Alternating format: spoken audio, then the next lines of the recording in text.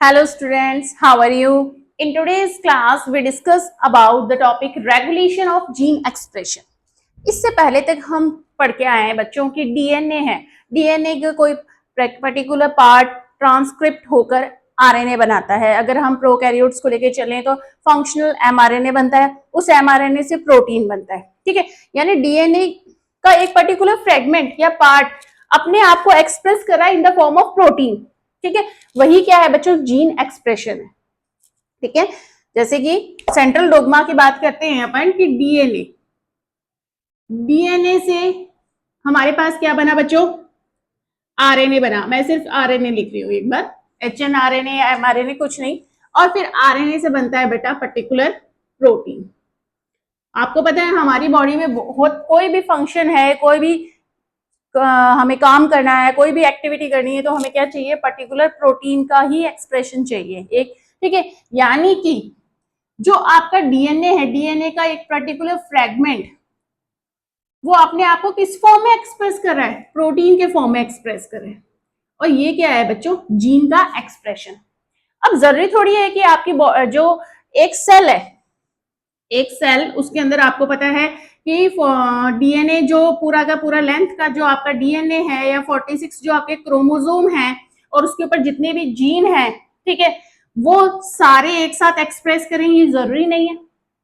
जहां जिसकी जरूरत हो वो उसी हिसाब से एक्सप्रेस करे तो ठीक रहेगा, नहीं तो हमारी एनर्जी तो वेस्ट होगी एक तरीके से और बहुत सारे प्रोटीन्स बनते रहेंगे। यानी कि जीन का एक्सप्रेशन बहुत ज्यादा जरूरी है, क्या हो, रेगुलेट हो। जीन के एक्सप्रेशन को क्या किया जाता है, रेगुलेट किया जाता है, चेक किया जाता है, कंट्रोल किया जाता है कि जहां जिस जीन के एक्सप्रेशन की जरूरत है, जितनी मात्रा में जरूरत है वो उतना ही बने। ठीक है, अब जैसे एक एग्जांपल लो कि हमारे बॉडी में हर जितने भी सेल हैं उस सबके पास जीन है इंसुलिन बनाने के लिए, पर पैंक्रियास के अंदर ही इंसुलिन बनता है, आपको पता है, बीटा सेल्स में, और उसका काम होता है कि ब्लड ग्लूकोज के लेवल को मेंटेन करना। ठीक है, तो आज की जो हमारी क्लास है उसमें हम ये देखते हैं रेगुलेशन ऑफ जीन एक्सप्रेशन। अगर बच्चों हम यूकैरियोट्स की बात करें, ठीक है, यूकैरियोट्स की बात करें तो यूकैरियोट्स में डिफरेंट लेवल्स के ऊपर जीन का एक्सप्रेशन होता है। ठीक है, जीन एक सेल के अंदर जीन का काम ये है बच्चों कि किसी भी फंक्शन को या सेट ऑफ फंक्शन को, अपनी एनसीईआरटी में लिखा सेट ऑफ फंक्शंस को कंट्रोल करना। ठीक है, कि फंक्शंस को कंट्रोल करना। अब इसका रेगुलेशन यूकैरियोट्स में, यूकैरियोट्स यानी अपने अंदर इसका रेगुलेशन कैसे होता है, कौन कौन से लेवल पे रहता है, देखते हैं। आ जाओ। सबसे फर्स्ट बच्चों, जब डीएनए से यूकैरियोट्स में कौन सा बनता है, हेट्रोजीनस आरएनए बनता है। डीएनए से हेट्रोजीनस आरएनए बनता है। दैट टाइम डीएनए से हेट्रोजीनस आरएनए बनता है उस टाइम। जैसे ये मैं डबल स्ट्रैंडेड डीएनए बना रही हूं, ये डबल स्ट्रैंडेड डीएनए, इससे अपना बना बच्चों एचएनआरएनए। इस समय यानी ट्रांसक्रिप्शन के टाइम पे, सीधा सा लिख दो, ट्रांसक्रिप्शन के टाइम पर जीन का रेगुलेशन हो सकता है। उस समय कुछ ऐसी चीजें, ठीक है, कुछ ऐसे ऑपरेटर्स वो काम करते हैं और वो कंट्रोल करते हैं कि कौन से जीन का एक्सप्रेशन होगा और कौन सा प्रोटीन बनेगा। हाँ, जो सेकंड क्या होता है बच्चा, ये जो एचएनआरएनए बना है, ठीक है, अब इससे हमें फंक्शनल एमआरएनए बनाना है। यानी हमें क्या करनी है, आरएनए स्प्लाइसिंग करनी है, प्रोसेसिंग करनी है, splicing.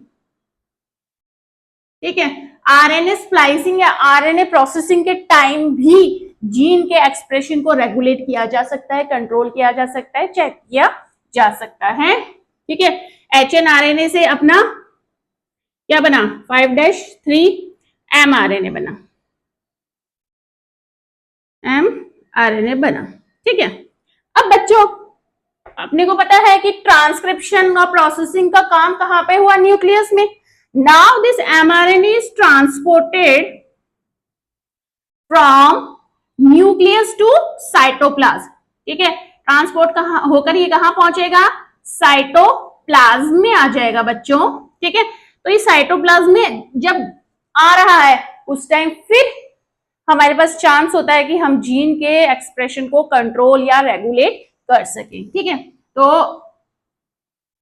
At the time of transport of mRNA, ठीक है, फ्रॉम न्यूक्लियस टू साइटोप्लाज्म, न्यूक्लियोपोर में से अपना mRNA कहाँ आ जाता है, साइटोप्लाज्म में, राइबोसोम के पास जाने लग जाता है for the process of translation. ठीक है बच्चा, यहाँ पे आ गया, ये साइटोप्लाज्म में अपना mRNA आ गया। Now this mRNA is translate to form, क्या बनाएगा बच्चों, इसके ऊपर क्या पाए जाते हैं, कोडोन्स हैं। इन कोडोन से हमारी क्या बनेगी, पॉलीपेप्टाइड चेन बनेगी, अमीनो एसिड्स की पॉलीपेप्टाइड चेन बनेगी, प्रोटीन बनेगा।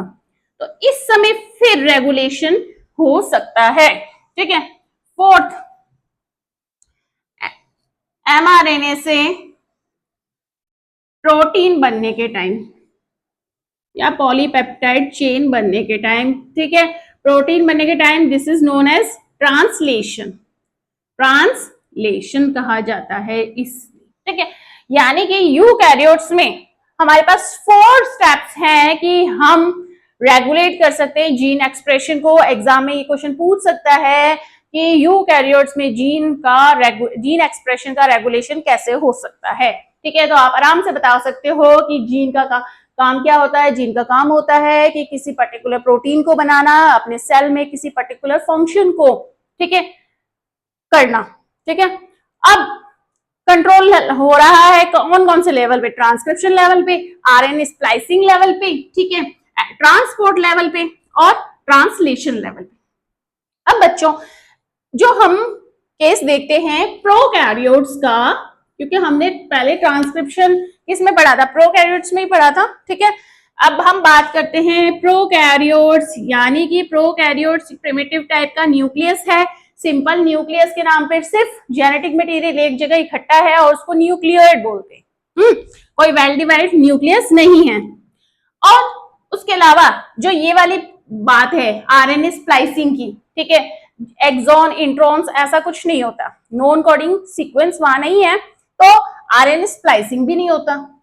तो बच्चों, प्रोकैरियोट्स में ये वाला केस नहीं होगा।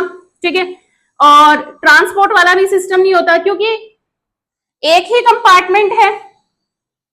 हमने ये भी पढ़ा था, जैसे जैसे ट्रांसक्रिप्शन होता है वैसे वैसे प्रोटीन सिंथेसिस साथ में चालू हो जाता है बैक्टीरिया के अंदर, ट्रांसलेशन और ट्रांसक्रिप्शन साइमल्टेनियसली स्टार्ट हो जाते हैं। ठीक है, तो बच्चों, डीएनए से एचएनआरएनए भी नहीं बनता वहां पे, और एचएनआरएनए से एमआरएनए वाला सिस्टम भी नहीं होता। वहां पर तो क्या होता है, डीएनए से सीधा एमआरएनए बनता है प्रोकैरियोट्स में।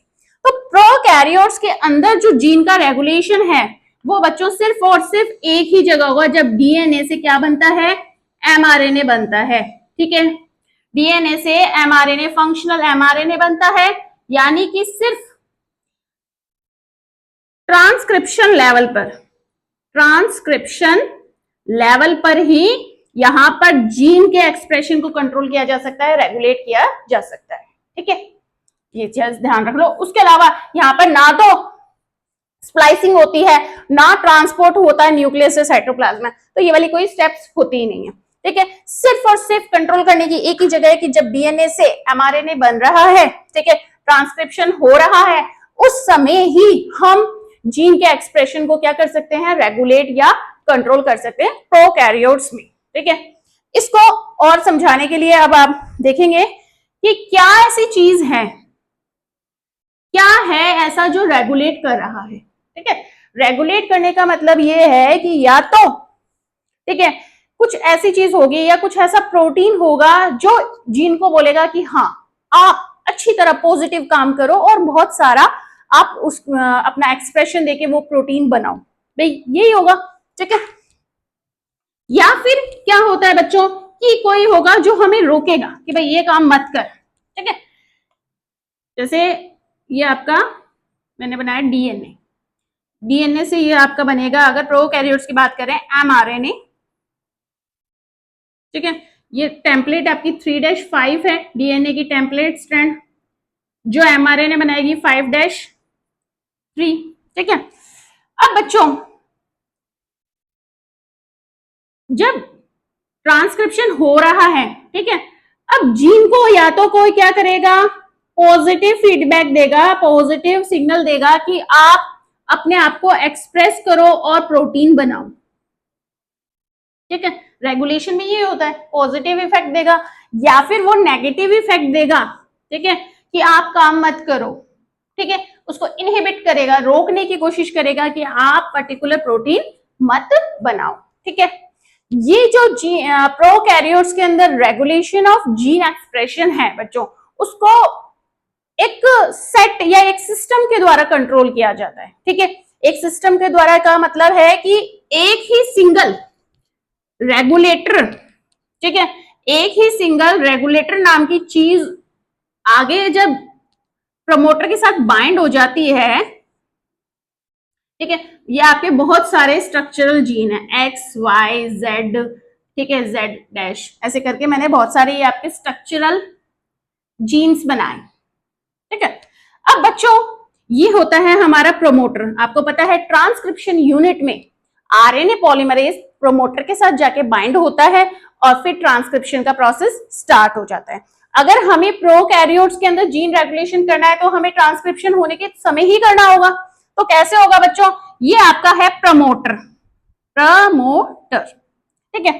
प्रमोटर के पास एक ऐसा प्रोटीन आकर बाइंड हो जाता है बच्चों, ऐसा प्रोटीन आकर बाइंड हो जाता है जो क्या करता है, इन सभी के एक्सप्रेशन को कंट्रोल करता है, ठीक है। यानी कि सिर्फ हमारे पास एक ही स्विच है, एक ही स्विच है जिससे या तो हम ऑन कर रहे हैं सिस्टम को कि भाई आप अपने आप को एक्सप्रेस करो, या हम इनको बोल रहे हैं स्टॉप, एक्सप्रेस मत करो, या ऑफ कर रहे हैं।